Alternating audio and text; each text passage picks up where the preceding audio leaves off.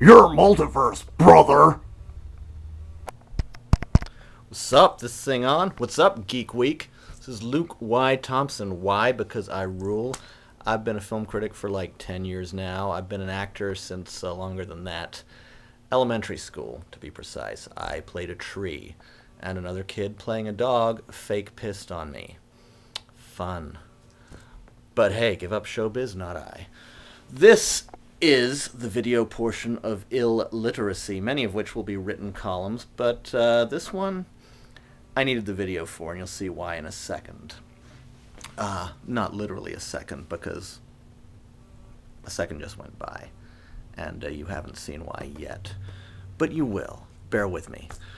First, though, before I get to the more esoteric subject of this particular screed, let's get a few basic things out of the way, shall we?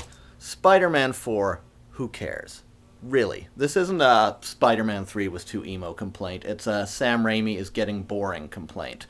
I mean, who's the villain gonna be? Let me guess. I bet it'll be a genius who has an accident and develops a split personality. This isn't depth anymore, Sam. It's a template. Stop it. Oh, and can Marvel superheroes please learn how to retain a secret identity? I'd like that. You know, it's cool that Iron Man doesn't. It's cool that the X-Men don't. The Fantastic Four don't. Whatever. But can Spider-Man not have his mask ripped off by every single person in New York? I suppose it's too late now. Moving on. Sam Mendes for James Bond. Really? Like, almost every Bond movie ever is better than almost every Mendes movie ever.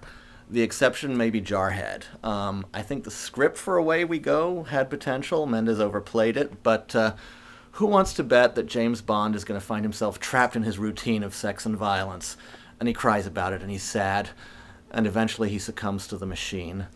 A broken secret agent who must, once again, enact the pattern of sex and violence. But damn it, he won't be happy about it. No, no, no, no. See, the problem with the James Bond movies, you don't want to get too arty about them. Mark Forster, who I love, by the way, who does... well, I love when he's on. I didn't love everything put together. I could see what he was trying to do. I love the way he sort of brings digital into small movies, to imagination. Stranger Than Fiction, for example. I thought he did some pretty cool stuff there with computer effects. And Stay, which nobody liked if they saw, but I would say check it out. His Bond, you know, he made the mistake of getting arty with it. You got the horse race interspliced with the action sequences. Ooh, metaphor, horse race. No. No, just no. But that's that out of the way. Everyone's talking about it, whatever. Let me get to my point. One of the things about me that not everybody knows, because I don't always enjoy talking about it, is that I grew up in Ireland.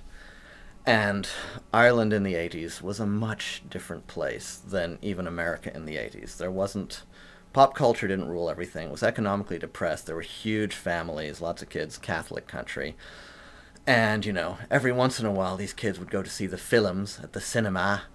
But it wasn't like a movie-based culture. There wasn't that thing going on. They didn't even, like, know what science fiction meant, like, or even have words like nerd and geek.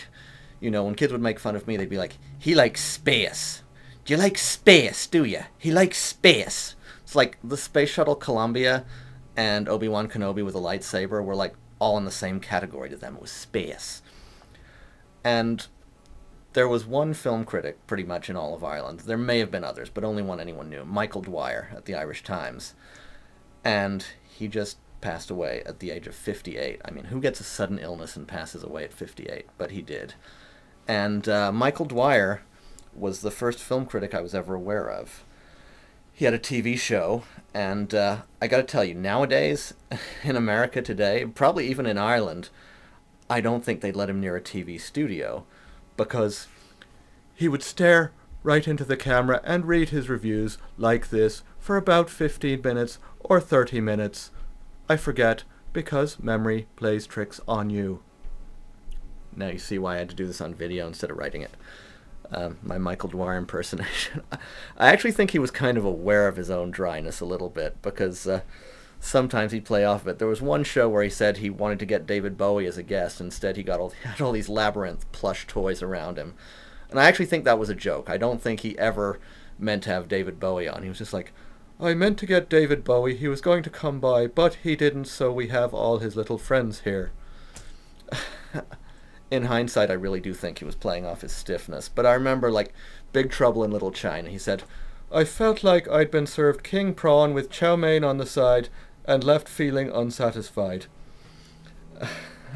His English counterpart, Barry Norman, was a much warmer guy. You felt like you were having tea with him in his living room.